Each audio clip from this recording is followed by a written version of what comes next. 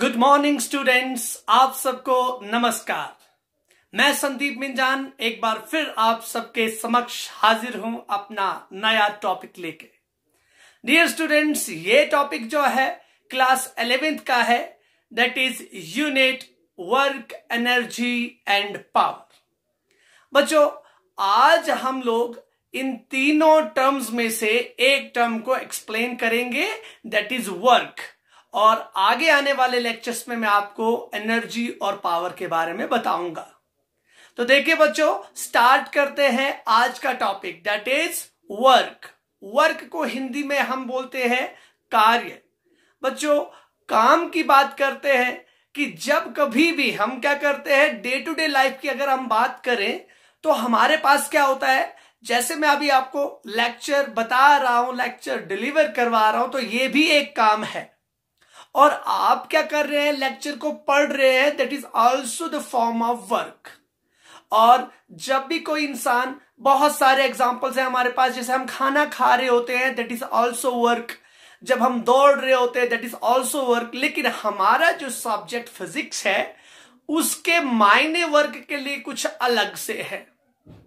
मतलब हम जानते हैं कि कुछ ऐसे केसेस हैं जहां पर हमें लगता है कि हम काम कर रहे हैं, लेकिन फिजिक्स सब्जेक्ट कहता है कि वहां पर काम नहीं हो रहा है। वो कुछ एग्जांपल्स मैं आपको दूंगा, लेकिन सबसे पहले हमें ये समझना जरूरी है कि फिजिक्स सब्जेक्ट जो है उसमें वर्क क्या है और क्या क्या कंडीशंस जरूरी हैं। तो देखिए बच्चों, हम जानते हैं वर्क हमारे पास क्या चीज होती है। वर्क हमारे पास होता है काम या कार्य। तो बच्चों, काम को करने के लिए सपोज मैं यहां पर क्या करता हूं, मैं यहां पर एक एग्जांपल लेता हूं कि मुझे यहां से यहां पर एक दुकान है, शॉप है, और यहां से मुझे क्या लेना है, राशन लेना है। मतलब यहां से मुझे 25 kgs ऑफ राइस लेना है और कहां पे पहुंचाना है, अपने घर तक पहुंचाना है। ये मेरा होम है। तो देखिए बच्चों, यहां से मुझे ये 25 kg राइस को यहां पहुंचाने के लिए क्या करने की जरूरत पड़ती है, मुझे यहां पर जो ये 25 kg का बैग होगा उसको उठाने की जरूरत पड़ेगी।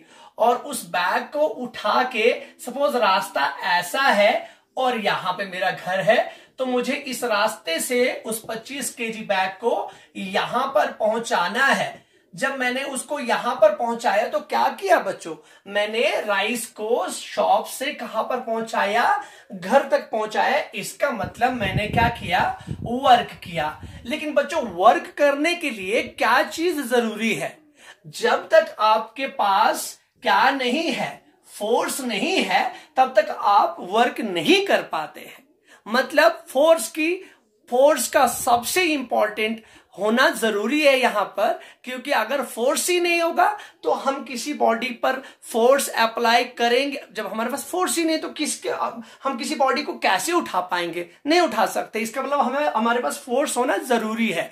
सबसे पहले हमारे पास होना चाहिए फोर्स, और उसके बाद दूसरा हम क्या करते हैं कि बॉडी को हमने कहां से कहां पर पहुंचाया, बॉडी को डिस्प्लेस करवाया।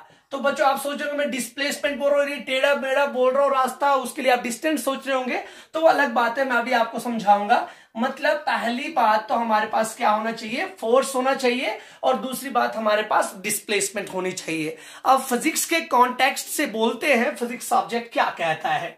फिजिक्स सब्जेक्ट ये कहता है कि सपोज यहां पर कोई बॉडी है और इस बॉडी पर हम क्या करेंगे, कभी कोई फोर्स अप्लाई करते हैं। तो अगर इस बॉडी पर फोर्स अप्लाई करने पर क्या होता है, अगर बॉडी यहां पर ही रहे, मतलब हम जोर लगा रहे हैं, सपोज मैं इस बोर्ड पे जोर लगा रहा हूं और ये बोर्ड यहां पर ही रह रहा है, मतलब बोर्ड डिस्प्लेस नहीं कर रहा, तो हम बोलेंगे कि वर्क होगा ही नहीं, no work will be there.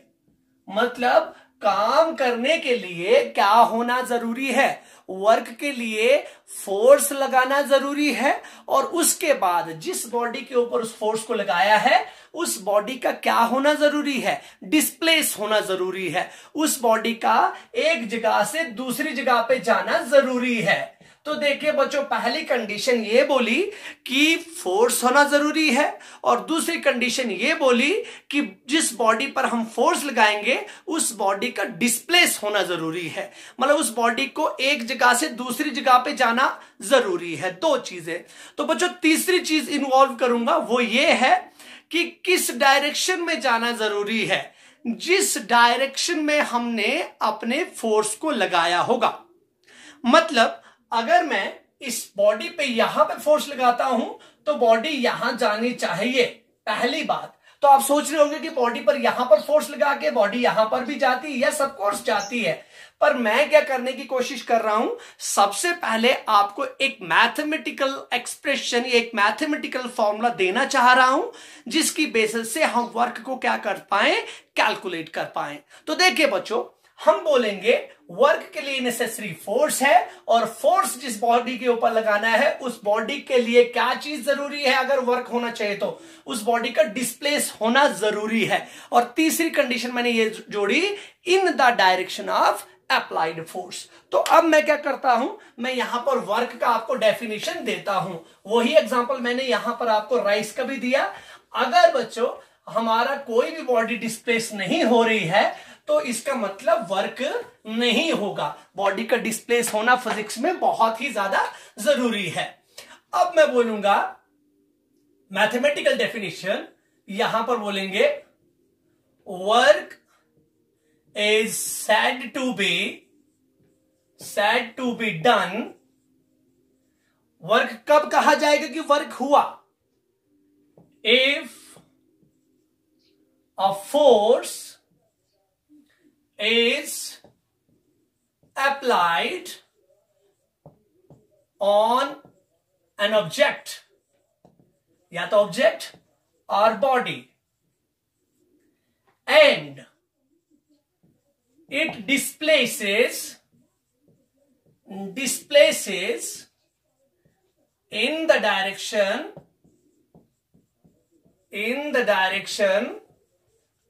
of applied force।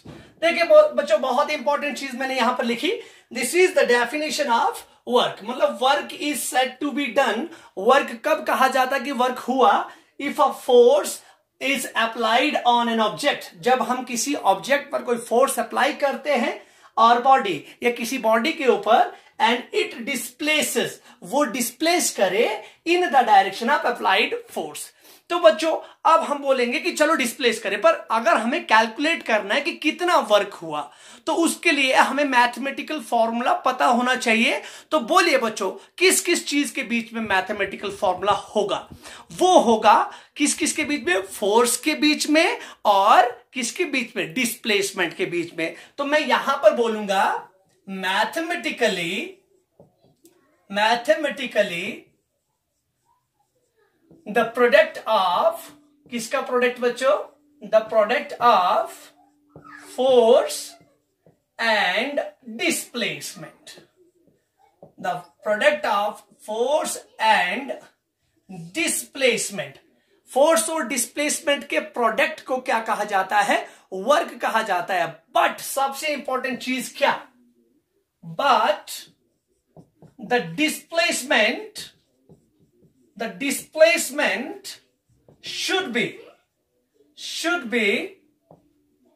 in the direction of applied force। मतलब हमारे पास जो डायरेक्शन होना चाहिए किसका, जो डिस्प्लेसमेंट है, मतलब जब बॉडी डिस्प्लेस किस डायरेक्शन में होनी चाहिए, जिस डायरेक्शन में हमने फोर्स को अप्लाई किया है। तो यहां पर मैं लिख सकता हूं वर्क इक्वल्स टू, यहां पर लिख दूंगा फोर्स मल्टीप्लाइड बाय डिस्प्लेसमेंट। अब देखिए बच्चों, एक यहां पर डायग्राम में बना दूंगा। यहां पर एक बॉडी है और मैंने फोर्स इस डायरेक्शन में लगाया है।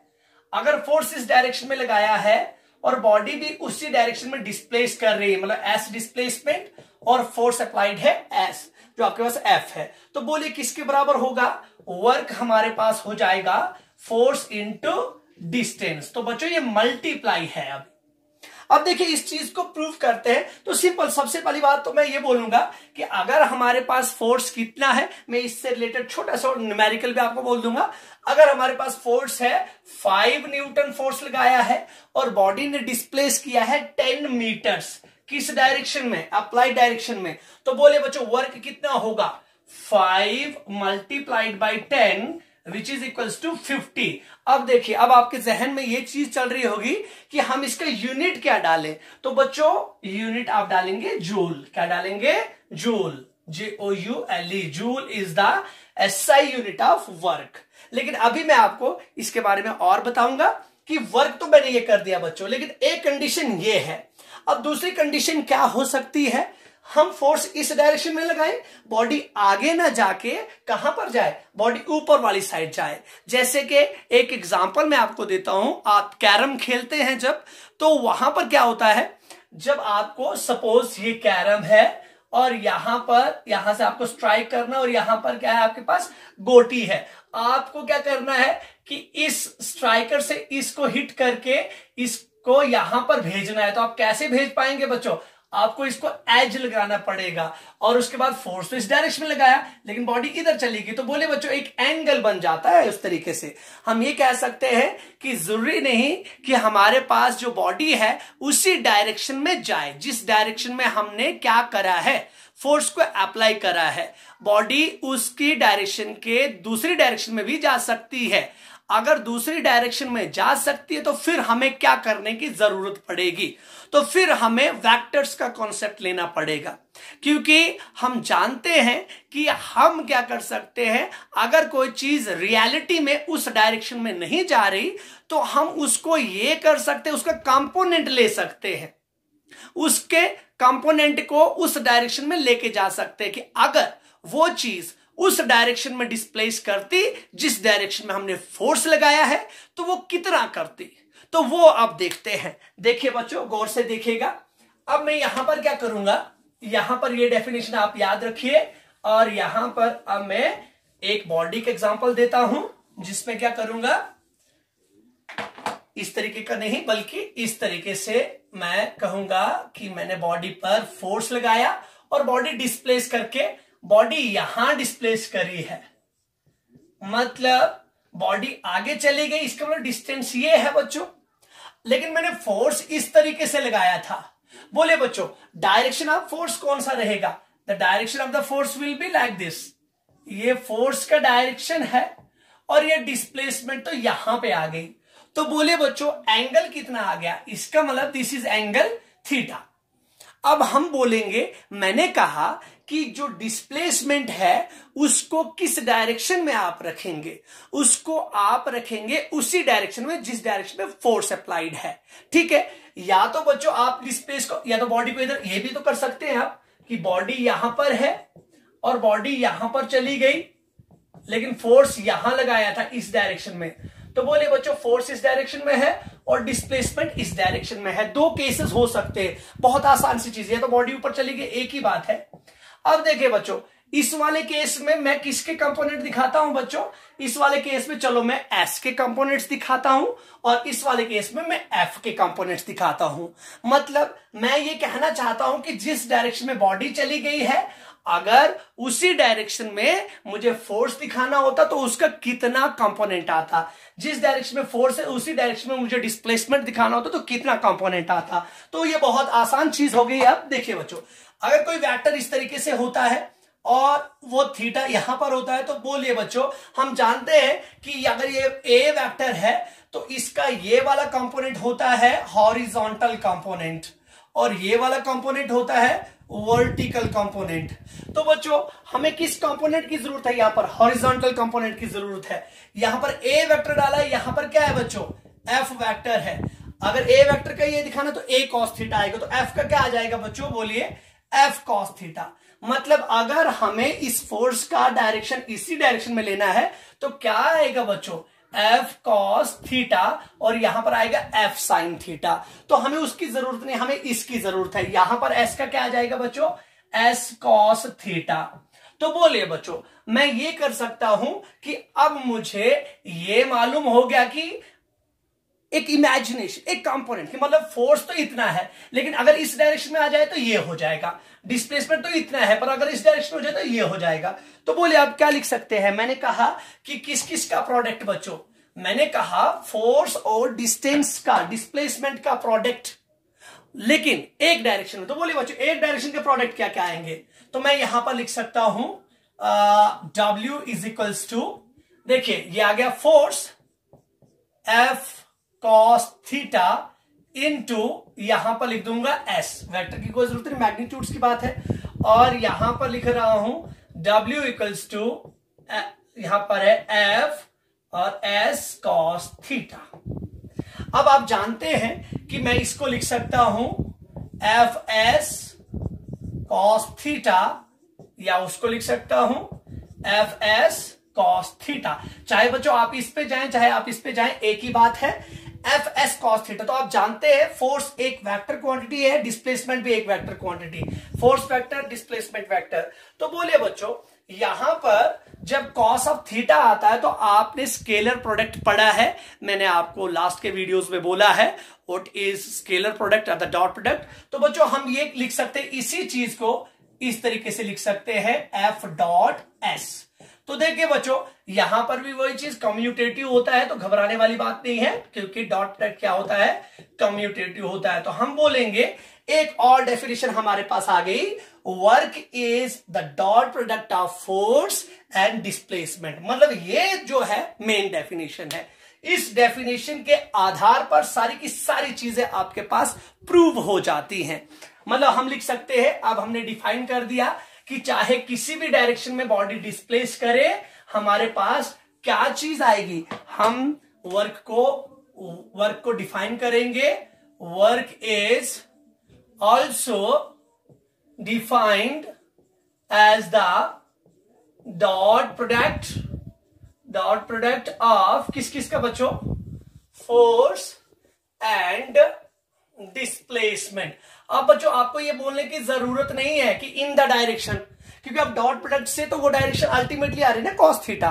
तो आप बोलेंगे W is equals to F dot S। तो बोलिए बच्चों हमने डॉट प्रोडक्ट की प्रॉपर्टीज करी थी और ये कहा था कि जब भी दो वेक्टर क्वांटिटीज के बीच में डॉट प्रोडक्ट होता है तो जो फाइनल क्वांटिटी हमारे पास मिलती है वो एक स्केलर क्वांटिटी होती है।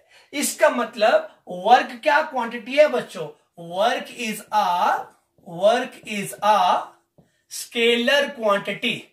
वर्क कौन सी क्वांटिटी है बच्चों, वर्क एक स्केलर क्वांटिटी है। देखिए अब मैंने वर्क को स्केलर क्वांटिटी बता दिया, तो मुझे यहां पर यह बताने की जरूरत आ गई कि अगर मेरे पास, देखिए बच्चों यहां पर ही एंगल्स अब मैं चेंज करता जाऊंगा और देखूंगा कि क्या मेरे पास वही आंसर आता है या नहीं आता। तो देखिए यहां पर अगर मैं बोलूं W is equals to Fs cos theta, if theta is equals to 0 degree. बोले बच्चों अगर थीटा 0 है इसका मतलब इन द डायरेक्शन, देखिए फोर्स इस डायरेक्शन में और डिस्प्लेसमेंट भी इधर ही हुआ। अगर फोर्स और डिस्प्लेसमेंट का डायरेक्शन सेम है तो थीटा 0 आएगा। तो बोले बच्चों cos 0 होता है 1, it means F into S। बोले बच्चों सिंपल, इसका मतलब मैक्सिमम वर्क यहां पर होगा। ठीक है बच्चों। अब बच्चों अगर मेरे पास थीटा 90 हो जाए, if theta equals to 90 degree, तो मेरे पास वर्क आ जाएगा Fs cos 90। बोले बच्चों cos 90 किसके बराबर होता है, cos 90 होता है 0 के बराबर, इसका मतलब वर्क आ गया 0। तो अब देखिए बच्चों बहुत इंटरेस्टिंग चीज आ रही है, अगर मेरे पास जो थीटा अगर आपके पास 180 डिग्री हो जाए, मतलब अब क्या है, अब यहां से जो आपके पास फोर्स है, मतलब मैं आपके पास डिस्प्लेसमेंट आगे डायरेक्शन में है और फोर्स आपका अगर पीछे डायरेक्शन में रखूं और 180 डिग्री रख दूं, तो वर्क हमारे पास Fs cos 180 हो जाएगा and it becomes cos 180 equals to -1, it becomes -Fs। तो हमने इस चीज से एक चीज नोटिस करी कि देखिए यहां पर Fs आया, यहां पर 0 आया और यहां पर -Fs आया। तो एक वक्त पर हमारे पास पॉजिटिव आ रहा है, एक वक्त पर हमारे पास 0 आ रहा है और एक वक्त पर हमारे पास नेगेटिव आ रहा है. On the basis of this, we can conclude that there are 3 types of work. That is positive work, negative work and the zero work. तो देखिए बच्चों, अब मैं यहां पर क्या है कंडीशंस लिख दूंगा कि हमारे पास पॉजिटिव वर्क के लिए क्या क्या होना चाहिए और नेगेटिव वर्क और जीरो वर्क के लिए क्या क्या होना जरूरी है. देखिए बच्चों, यहां पर लिख रहा हूं types of work. There are 3 types of work. First one is positive work, second one is negative work and the third one is zero work. तो देखिए बच्चों, यहां पे आज की लेक्चर में मैं पॉजिटिव वर्क, नेगेटिव वर्क और जीरो वर्क खाली टाइप्स आपको बताऊंगा.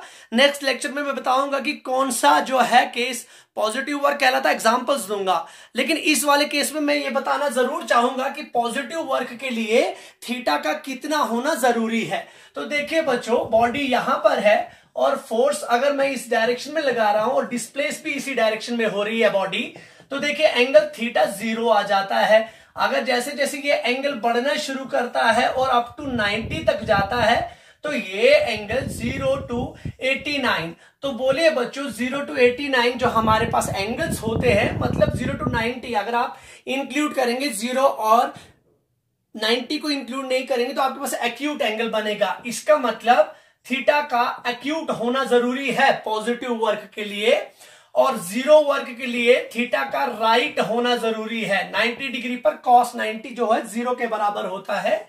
एंड नेगेटिव के लिए आपके पास ऑब्ट्यूज होना जरूरी है. तो देखिए बच्चों, ये मैंने आपको 3 टाइप्स के वर्क भी बोल दिए. तो इनके एग्जांपल्स हम नेक्स्ट क्लास में देखेंगे. जैसा हम जानते हैं कि आज की लेक्चर जो चल रही है, ये चल रही है the work done by a constant force. क्योंकि हम जानते हैं कि हमारे पास 2 टाइप्स का फोर्स हो सकता है, या तो कांस्टेंट फोर्स या तो वेरिएबल फोर्स. तो देखिए बच्चों, अब मैं यहां पर क्या करूंगा, यहां पर देखूंगा कि हमारे पास यूनिट्स क्या होती है, वर्क का जो है यूनिट क्या होता है. तो there are mainly 2 types of units of work. जो मेन क्लासिफिकेशन है वो 2 किस्म का है. तो देखिए, पहला वाला आपके पास मैं यहां पर लिख रहा हूं एब्सोल्यूट यूनिट्स और दूसरा वाला यहां पर लिख रहा हूं ग्रेविटेशनल यूनिट्स. तो याद रख लीजिएगा, वर्क के एब्सोल्यूट यूनिट्स भी होते हैं और ग्रेविटेशनल यूनिट्स भी होते हैं. इसके 2 यूनिट्स डाल रहा हूं और इसके भी 2 यूनिट्स डाल रहा हूं. एब्सोल्यूट यूनिट्स में मैं डालता हूं joule, that is represented by J, and second one is अर्ज, या कुछ लोग अर्ग पढ़ते हैं.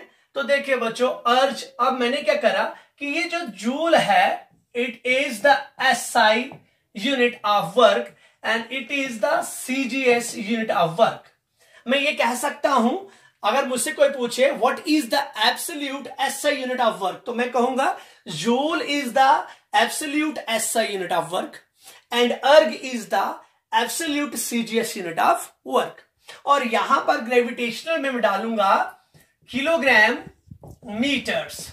It is the gravitational SI unit of work और यहां पर आ जाएगा ग्राम सेंटीमीटर्स. तो ये याद रखने हैं बच्चों. ये जो मैं आपको यूनिट्स बोल रहा हूं, इनमें कुछ रिलेशंस होते हैं, वो रिलेशंस आपको समझने जरूरी है. तो मैं उनको एक्सप्लेन करके आपको बताता हूं. देखिए, हम जानते हैं कि वर्क हमारे पास फोर्स इनटू डिस्प्लेसमेंट होता है. बच्चों, फोर्स किसके बराबर, अगर मैं वर्क को 1 जूल बोल दूं तो बोलिए फोर्स का SI यूनिट क्या होता है. हम बोलेंगे newton. 1 newton multiplied by 1 metre. मतलब अगर हमसे कोई पूछे कि what is the definition of 1 joule of work, हम बोलेंगे 1 जूल वर्क वो वर्क होता है जब हमारे पास 1 न्यूटन का फोर्स किसी बॉडी के ऊपर अप्लाई किया जाए और वो बॉडी 1 मीटर डिस्टेंस से डिस्प्लेस हो और साथ में किस डायरेक्शन में डिस्प्लेसमेंट हो, उसकी जिस डायरेक्शन में फोर्स लगाया गया हो. तो देखिए बच्चों, मैं इसको डिफाइन करता हूं. मैं कहता हूं work is said to be equal to 1 joule if a force of 1 newton is applied on a body displaces the body by 1 meter in the direction of applied force. Similarly, आप यहां पर किसके लिए कर सकते हैं? अगर मैं जूल के बदले अर्ग की बात करूं, 1 erg is equals to force का सीजीएस यूनिट होता है dyne, 1 dyne multiplied by displacement का सीजीएस यूनिट होता है सेंटीमीटर. तो देखिए बच्चों, इसी तरीके से आप बोलेंगे work is said to be equals to 1 erg if a force of 1 dyne displaces a body by a distance of 1 centimeter in the direction of applied force. अब देखिए बच्चों, अब हमारे पास क्या बात आती है? अब हम CGS एब्सोल्यूट यूनिट जो हमारे पास अर्ज है और SI एब्सोल्यूट यूनिट जो हमारे पास जूल है, इनके बीच में एक रिलेशन आपको बताते हैं. The relation in between joule and erg. The relation in between joule and erg देखिएगा, बहुत इंपॉर्टेंट है. जूल और अर्ज के बीच में क्या रिलेशन होता है उसको देखेंगे. Relation in between joule and अर्ज. अब देखिए बच्चों, मैं 1 जूल को क्या लिख सकता हूं? 1 न्यूटन मल्टीप्लाइड बाय 1 मीटर. बोलिए बच्चों, 1 न्यूटन जो होता है वो कितने डाइन्स के बराबर होता है? हमने अपनी लास्ट की लेक्चर्स में आपको बताया है कि 1 newton 10 to the power 5 dynes के बराबर होता है. इसका मतलब 10 to the power 5 dynes multiplied by 1 metre में कितने सेंटीमीटर होते हैं? 1 मीटर में 100 सेंटीमीटर होते हैं. It means 10 to the power 2 centimetres, it becomes 10 to the power 7 dyne centimetre. And 1 dyne centimeter is equals to 1 अर्ज. It means 1 joule is equals to 10 to the power 7 अर्ज. It is very important relation. देखिए बच्चों, यहां से मैंने आपको absolute जो units थे उनके बारे में बता दिया. अब मैं आपको ग्रेविटेशनल यूनिट्स ऑफ वर्क के बारे में बताता हूं. देखिए बच्चों, इस साइड में ग्रेविटेशनल यूनिट ऑफ वर्क के बारे में बताऊंगा. तो यहां पर 1 kg मीटर. बोले बच्चों, 1 kg मीटर को मैं लिख सकता हूं 1 kgf multiplied by 1 metre. It means जब हमारे पास फोर्स 1 किलोग्राम फोर्स हो और बॉडी 1 मीटर से डिस्प्लेस हो जाए, उस वक्त जो फोर्स होता है, उस वक्त जो वर्क होता है, वो होता है 1 किलोग्राम मीटर्स के बराबर. हम जानते हैं 1 किलोग्राम फोर्स होती है 9.8 न्यूटन्स के बराबर. तो अगर हम बच्चों ये यहां पर अप्लाई करेंगे तो हमारे पास आ जाएगा 1 kg metre equals to 9.8 newtons multiplied by 1 metre, and it becomes 1 kg meter equals to 9.8 Newton meter, and we know that 1 Newton meter equals to 1 joule. It becomes 1 kg meter is equals to 9.8 joules. ये एक नया relation आपके सामने आ गया. After that अब मैं gram centimetre की बात करूंगा. दूसरा जो हमारे पास है that is gram centimetre. 1 gram centimetre के लिए हम करेंगे 1 gram force multiplied by 1 centimetre. और हम जानते हैं कि 1 ग्राम फोर्स जो होता है 980 डाइन्स के बराबर होता है. तो जब हम इसको यहां पर अप्लाई करेंगे तो हमारे पास 1 ग्राम सेंटीमीटर जो आएगा दैट इज इक्वल्स टू 980 अर्ज. तो देखिए बच्चों, ये था आपके पास वर्क से कुछ इंपॉर्टेंट चीज है कि वर्क हम क्या कहते हैं, वर्क कब होता है, फिजिक्स वाले वर्क को कब मानते हैं कि वर्क होता है या नहीं होता. तो बच्चों, फिजिक्स वालों का सबसे इंपॉर्टेंट चीज ये है, वर्क के लिए फोर्स का होना जरूरी है. आज की लेक्चर में मैंने कांस्टेंट फोर्स को डिस्कस किया. नेक्स्ट लेक्चर में मैं आपको वेरिएबल फोर्स की बात करूंगा. लेकिन फोर्स के साथ साथ बॉडी का डिस्प्लेस होना बहुत जरूरी है. अगर बॉडी डिस्प्लेस नहीं होगी तो वर्क नहीं होगा. उसके बाद हमने वर्क का डेफिनेशन पढ़ा, that is the product of force and displacement whenever the body is displaced in the direction of applied force. उसके बाद एक और जनरल डेफिनेशन करी, that is the dot product of force and displacement is called work. उसके बाद हमने आपको इसका डायमेंशनल फॉर्मूला बोला, वो था ml2t-2. उसके बाद ये बताया कि वर्क जो है एक स्केलर क्वांटिटी है। Why it's a scalar quantity? It's a scalar quantity because it is the dot product of two vector quantities, that is force and displacement. उसके बाद मैंने आपको यह कहा कि अगर फोर्स और डिस्प्लेसमेंट के बीच में एक्यूट एंगल है तो वर्क जो होगा पॉजिटिव होगा।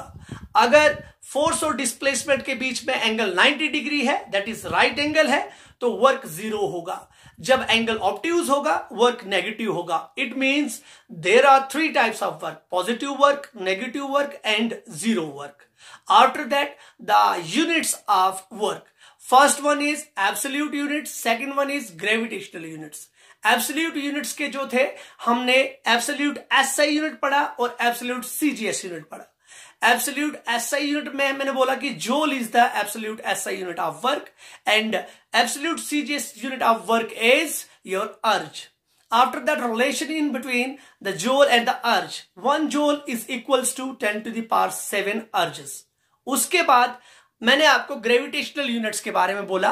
There are 2 gravitational units from the both sections, that is from SI and CGS. From SI section it is kg meter and from CGS section it is gram centimeter. From SI section 1 kg meter was equals to 9.8 joules and from CGS section 1 gram centimeter is equals to 980 urges. That's all from the work. Have a nice day. Good luck.